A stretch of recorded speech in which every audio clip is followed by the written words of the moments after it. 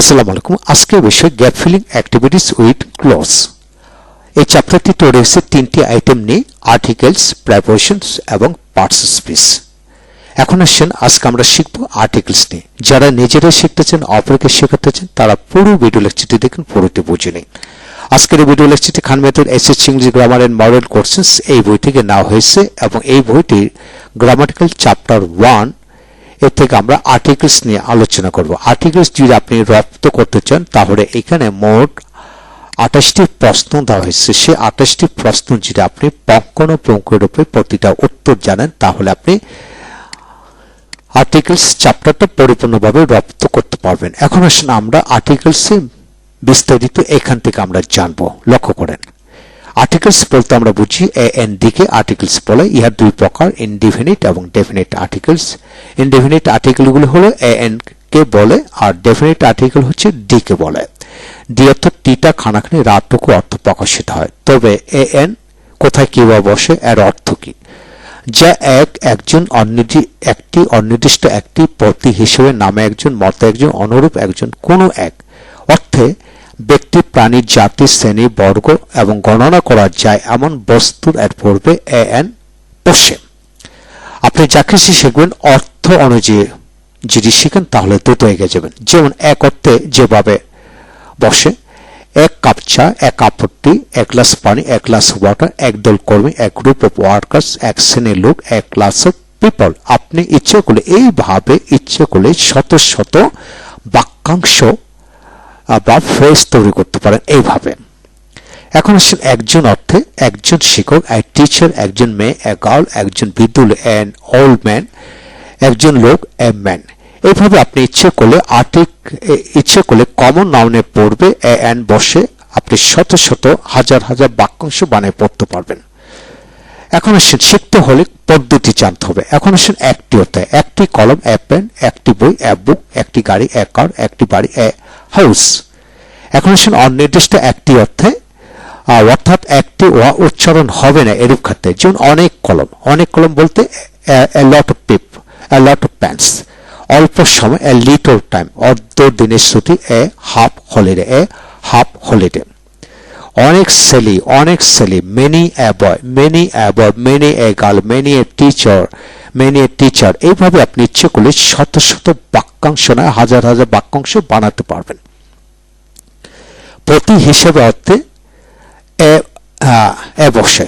যেমন এ ইকুয়াল এ বা N equal to পার বোঝায়। যেমন প্রতি কেজি, এ কেজি, প্রতি ঘন্টা বা ঘন্টা, এন আওয়ার, প্রতিদিন, এ ডে, প্যাকেট হিসেবে এ প্যাকেট হিসেবে এ প্যাকেট। যেমন we by salt A packet, we by salt A packet, আমরা লবণ প্যাকেট হিসেবে কিনে। এইভাবে আপনি সেন্টেন্স আলোকে পড়েন তাহলে আরো সহজ হবে। এখন আসেন নামে একজন অর্থে এ বসে। যেমন মিস্টার খায়রুল নামে একজন, a mister Khairul, a mister Khairul, অর্থাৎ a mister Khairul came here. Khairul নামে একজন এখানে এসেছিল। মিস সাদিয়া নামে একজন, we love a miss Sadia, আমরা মিস সাদিয়া নামে একজনকে ভালোবাসি। এইভাবে আপনি বাক্যাংশ তৈরি করে পড়ুন। কোনো এক বা একজন অর্থে, কোনো এক তাহার, এ তাহার, কোনো এক তাহার এটা বলেছিল, এ তাহার সেড দিস। কোন এক সাদিয়া, এ সাদিয়া, অর্থাৎ হি লাভস এ সাদিয়া, অর্থ হলো সে কোন এক সাদিয়া নামে একজনকে ভালোবাসে। এইভাবে এখন সে মতো একজন, অনুরূপ একজন অর্থে নজরুলের মতো একজন, এ নজরুল। হারুন এই যে নজরুল, হারুন নজরুলের মতো একজন। রবীন্দ্রনাথের অনুরূপ একজন, এ রবীন্দ্রনাথ, অর্থাৎ he is a Rabindranath. Abraham লিঙ্কনের অনুরূপ একজন, এন আব্রাহাম লিঙ্কন, অর্থাৎ Nelson Mandela was an Abraham Lincoln in his ideals. এইভাবে আপনি প্রতিটা বিষয় যদি বাক্যাংশ তৈরি করে নিজে পড়েন, অপরকে পড়ান, তাহলে সমস্ত জীবনের জন্য এই বিষয়টা রপ্ত হয়ে যাবে। এখন আসেন আমরা শিখব দ্বিতীয় পৃষ্ঠা থেকে এ এন কোথায় বসে। প্রথম হলো এক কোথায় বসে। সাধারণত ওয়ার্ডের শুরুতে কনসোনেন্ট থাকলে এ বসে। যেমন a book, a person, a house, a pen, a car. এইভাবে কনসোনেন্ট থাকলে এ বসে, এটা খেয়াল রাখতে হবে। কোথায় এন বসে? সাধারণত ওয়ার্ডের শুরুতে ভাওয়েল থাকলে এন বসে, অর্থাৎ কনসোনেন্টের পূর্বে এ, ভাওয়েলের পূর্বে এন। যেমন an English book, an educated person, an egg, an Apple, an old man. এইভাবে পড়বেন। তারপরে ওয়ার্ডের শুরুতে এইচ থাকা সত্ত্বেও এইচ এর এ বসে এবং কোথায় এ বসে। এইচ বিশিষ্ট সকল ওয়ার্ডের ক্ষেত্রে এ বসে, কেবল অনেস্ট, আওয়ার, অনারেবল, ইয়ার এদের ক্ষেত্রে এন বসে। অর্থাৎ যে সকল ওয়ার্ডের ক্ষেত্রে এইচ উচ্চারিত হয় না অর্থাৎ এইচ এর পরবর্তী অক্ষরে উচ্চারণ হয়ে থাকে সেক্ষেত্রে এন বসে। ইংলিশ ল্যাঙ্গুয়েজে আপনি এইচ উচ্চারিত হয় না, কেবল 2-4টি শব্দ আছে, এদের মধ্যে অনেস্ট, আওয়ার, অনারেবল, ইয়ার এই 4টি পাওয়া গেছে, আর বাকি 2-4টি শব্দ আছে সেটা ইউজ হয় না। তাহলে আপনি এইভাবে খেয়াল করেন, he is an honest man, it needs an hour to go there, an honourable man is like to all, the man left an year here. এইভাবে ইয়ার হেয়ার এইভাবে আপনি মিলিয়ে পড়বেন, ইনশাল্লাহ প্র্যাকটিস করবেন, এগিয়ে যাবেন। তারপরে অর্ডের শুরুতে ও থাকা সত্ত্বেও অ্যান বসে, আবার কোথায় বসে? ও বিশিষ্ট সকল অর্ডের ক্ষেত্রে অ্যান বসে, তবে ওয়ান্স এদের ক্ষেত্রে অ্যা বসে। এই দুইটা শব্দ আপনি আলাদা করে শিখবেন আর মনে রাখবেন, হি গ্যাভ মি এ 1 টাকা নোট, সে আমাকে 1 টাকার একটা নোট দিয়েছিল। মিস্টার খান এই যে ওয়ান্স ফেমাস টিচার, মিস্টার খান এককালে একসময় বিখ্যাত শিক্ষক ছিলেন, এর বিষয়। তারপরে আসেন ওয়ার্ডের শুরুতে ই, ইউ, ইডব্লিউ এদের ক্ষেত্রে কোথায় অ্যান, কোথায় বসে। ই, ইউ, ইডব্লিউ বিশিষ্ট সকল ওয়ার্ডের ক্ষেত্রে অ্যান বসে, তবে ই, ইউ, ইডব্লিউ যখন ইউ এর মতো উচ্চারিত হয় সেক্ষেত্রে অ্যা বসে। এই কয়েকটা শব্দ মনে রাখলে আর্টিকেলস কমপ্লিট হবে। We, European, uniform, university, useful things, unique matter, union, এই কয়েকটা শব্দ মনে রাখেন, তাহলে আর্টিকেলস পুরো থিমটা এখানে ক্লিয়ার হলো। যেমন the cow is a useful animal, Dina is an university student. A mosque is a unique place. He bought a way. Kharul is a European. এইভাবে আপনি বাক্যগুলো আয়ত্ত করেন, ইনশাআল্লাহ ক্লিয়ার হবে। এখন সে শব্দের সংক্ষিপ্ত রূপ অফ দ্য অ্যাব্রিভিয়েশনের প্রথম অক্ষর এফ, এইচ, এল, এম, এন, এস হলে এন বসে। অর্থাৎ যে সকল অক্ষর দিয়ে ভাওয়েল উচ্চারিত হয় সেক্ষেত্রে এন বসে। যেমন এফ, এইচ, এল, এম, এন, এস এগুলো সবগুলোই উচ্চারণ করতে হলে এ উচ্চারিত হয়। এফ, এইচ মানে এ উচ্চারিত হবে, তবে এবং বি, সি, ডি এদের এগুলো হলে এ বসবে। অর্থাৎ এইগুলো দিয়ে কখনো ভাওয়েল ধ্বনি হয় না, সেজন্য এইভাবে খেয়াল করেন। He is an MA, MBBS, LLB ইত্যাদি। এখন she is a BA, BHC, BCom etcetera. কিন্তু ভৌগোলিক সংক্ষেপ নামের পূর্বে কিন্তু ডি বসে। He lives in the USA, UK, UAE এইভাবে খেয়াল করবেন। এখন আসেন এই এন এর অন্যান্য ব্যবহার এখানে আলাদা করে দেওয়া হলো। Few, little, A lot of, lot, good many, great many, এই যে শব্দগুলো হল এদের পূর্বে সবসময় বসে, এটা একটা ফ্রেজ হিসেবে কাজ করে।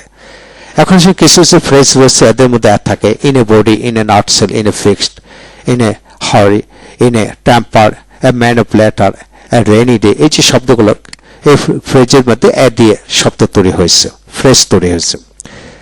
তবে এই যে বিষয়গুলো অনেক ছেলে, অনেক মেয়ে, অনেক শব্দকে মেনিয়ে বয়, মেনিয়ে গাল এরূপ অর্থে এরূপ শব্দ বসে।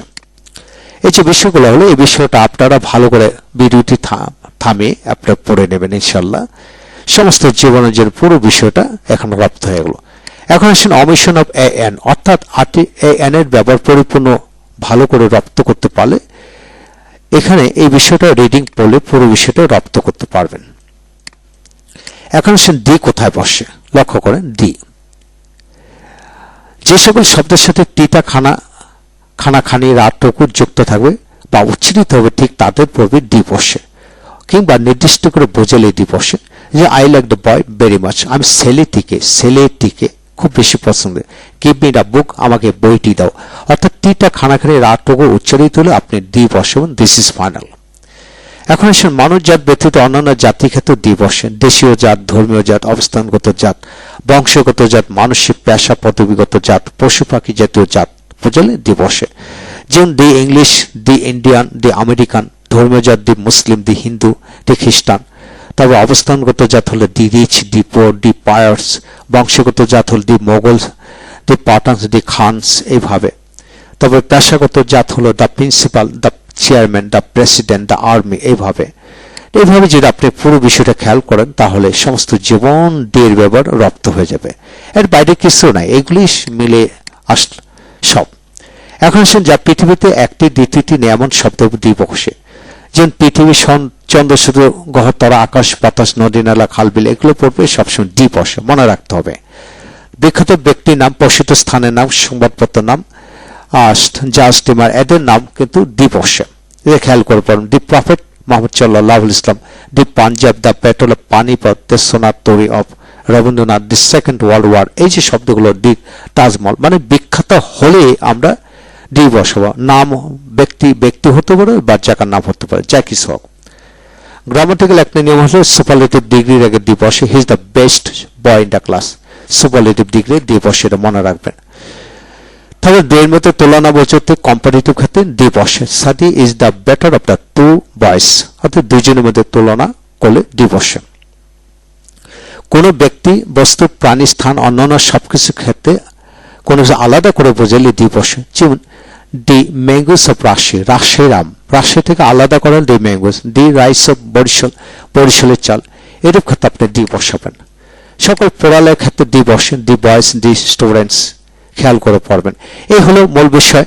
যারা শিখবেন অপরকে শেখাবেন, পুরো ভিডিও লেকচারটা ভালো করে দেখবেন, 2-3 বার দেখবেন, সমস্ত জীবন পুরো বিষয়টি রাখতে হবে। তারপরে অমিশন অফ দি, অর্থাৎ স্কুল, কলেজ, ইউনিভার্সিটি, মস্ক, হসপিটাল, এই যে শব্দগুলো হলো ইত্যাদি স্থানগুলি সাধারণ অর্থে অর্থাৎ যা সবসময় হয়ে থাকে এরূপ খাতে ব্যবহৃত হয়, তাদের ক্ষেত্রে দ্বীপ বসে না। যেন he goes to college, the Muslim go to mosque, we are going to market, he went home, এইভাবে। তবে যদি উদ্দেশ্য করে বোঝায় তাহলে কিন্তু দ্বীপ বসবে। Mister Khan went to the college to meet his sons teacher, mister Khan তার ছেলের শিক্ষকের সাথে সাক্ষাৎ করার জন্য সেখানে গেছিল। অর্থাৎ মিস্টার খানের একটা উদ্দেশ্য ছিল সাক্ষাৎ করা, তাই ওয়েন্ট টু দ্য কলেজ হলো। He went to the brides home, সে বিয়ের কনে বাড়িতে গিয়েছিল। কেন গিয়েছিল? খাবারের জন্য গিয়েছিল। বিষয়টা এরকম পাবে। তাহলে এইভাবে পুরো বিষয়টা আপনি খেয়াল করে পড়বেন এবং এখানে প্রথমে সিঙ্গেল আর্টিকেল, সিঙ্গেল এক্সারসাইজ গুলো করবেন। এখানে 200 অধিক সিঙ্গেল এক্সারসাইজ দেওয়া হলো, সেই এক্সারসাইজ গুলি যেটা আপনি করতে পারেন। এখানে সর্বমোট সিঙ্গেল এক্সারসাইজ দেওয়া হলো মোট 233টা। 233টা যদি আপনি প্র্যাকটিস করাতে পারেন তাহলে আর্টিকেল সমস্ত জীবনের জন্য তার রপ্ত হয়ে যাবে। তারপর আসেন গ্যাপ ফিলিং অ্যাক্টিভিটিসের পরবর্তী চ্যাপ্টারটা হবে, অংশটা হবে প্রায়বচন এর ব্যবহার এক্সটেনশন মেথড ওয়াইজ। তাই সাথে থাকুন, সকল ভিডিওগুলো দেখুন, ইনশাআল্লাহ ভালো লাগবে।